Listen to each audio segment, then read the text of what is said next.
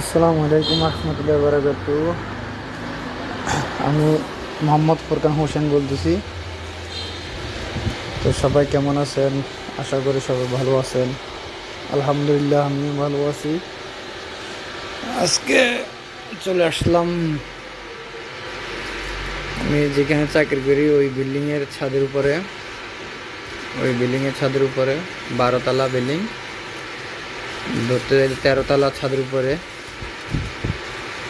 এখান থেকে মানে পুরাপুরি চিটাং শহরটা অন্যরকম লেভেলে দেখা যায়, এটা অনুভব করলাম।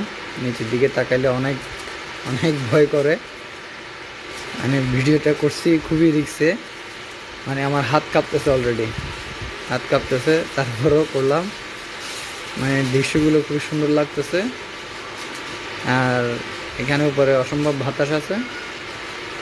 এই হয়েছিল অবস্থা। এখানে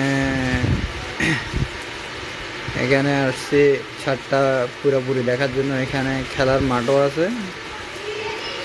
এখানে যারা থাকে তাদের ছেলে মেয়েরা উপরে এখানে মাঠে খেলা করে,